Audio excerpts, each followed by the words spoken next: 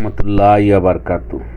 সম্মানিত ভিউয়ার্স, দেখেন, এই হলো বাংলাদেশে মানবতার ফেরিওয়ালা। এই লোকটা আপনারা সবাই মোটামুটি চিনেন,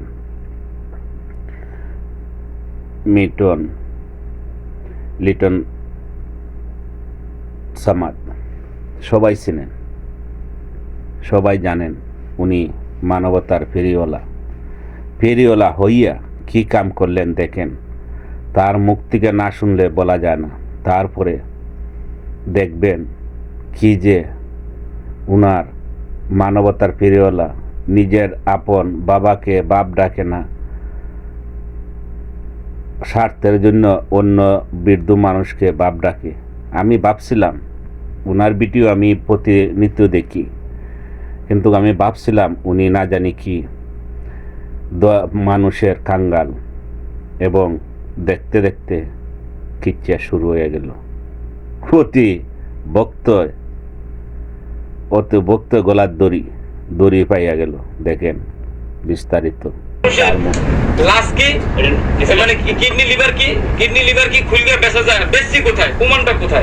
আমিও তো বলতেছি কাউডালা অভিযোগ করছে।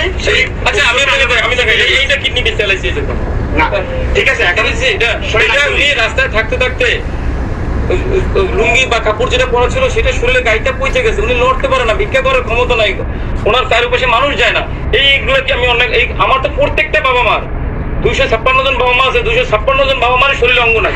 সব আমি খুলে বিছে সবকিছু অঙ্গ প্রত্যঙ্গ কাটার সাথে সাথে আরেক শরীরে লাগানো যায়, কিন্তু অন্য যে জায়গায় লাগাইছি সেই জায়গাটা কোথায়, সেই ওটিটা কোথায়, সেই সিস্টেমটা কোথায়, কারে লাগাইছি? আমি জাস্ট এটি আপনাকে জানানোর জন্য বলতেছি যে আমার কি মাফ করা যায় না।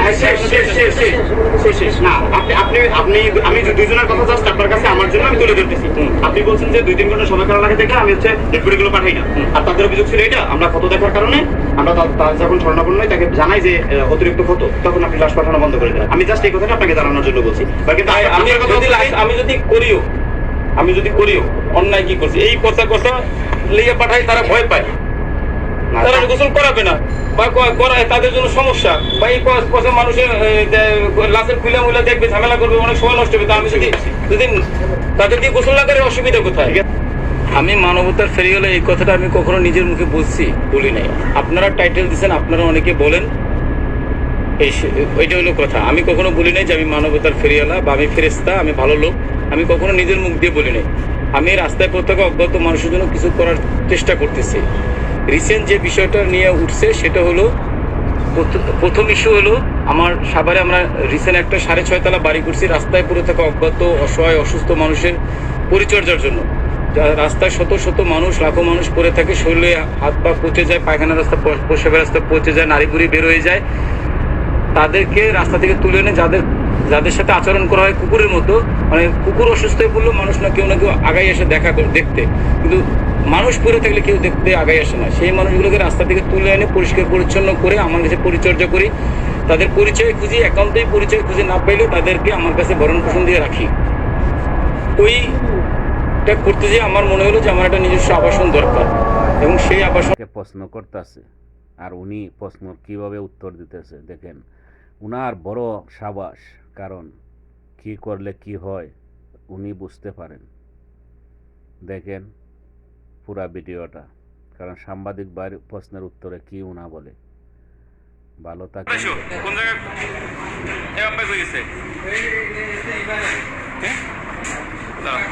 আসসালামু আলাইকুম আমাদের শুভাকাঙ্ক্ষী যারা লাইভটা দেখতেছেন, আমরা হলাম আমাদের নিজস্ব না, এটা তো আমাদের কল্যাণপুরে আশ্রম থেকে, পুরোনো আশ্রম থেকে অনেকদিন পরে লাইভে আসলাম। আব্বু উঠে বসেন, ভালো আছেন? আব্বা তো সুস্থ হয়ে গেছে, এই দাগগুলো ঠিক আছে? আম্মা রোজা রাখছেন? আলহামদুলিল্লাহ।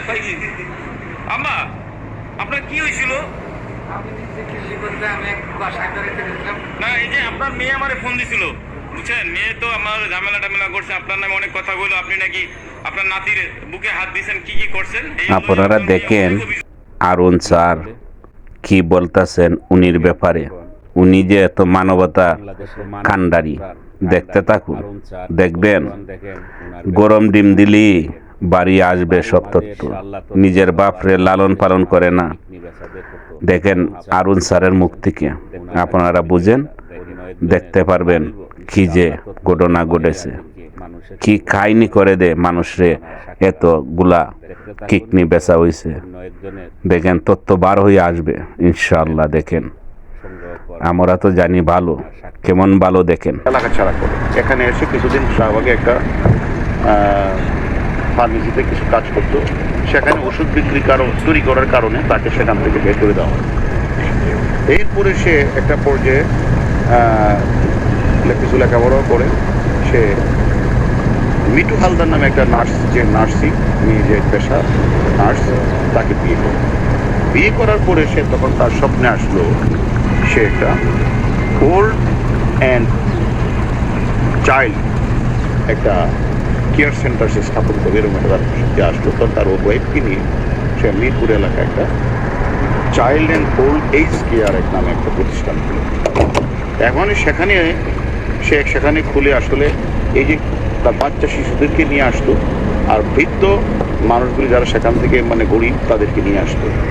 এরকমভাবে আপনারাও দেখেছেন বিভিন্ন মিডিয়াতেও, সোশ্যাল মিডিয়াতে ভাইরাল হয়েছে যে সেখানে এগুলি সে প্রকাশ হয়েছে এবং সে বলেছে যে আমরা সেখানে অপারেশন থিয়েটার আছে, সেখানে মানুষকে সে বিভিন্ন ধরনের সেবা। তাহলে অপারেশন থিয়েটার থাকে হাসপাতাল থেকে, তার লাইসেন্স থাকতে হবে, সে লাইসেন্স নেই।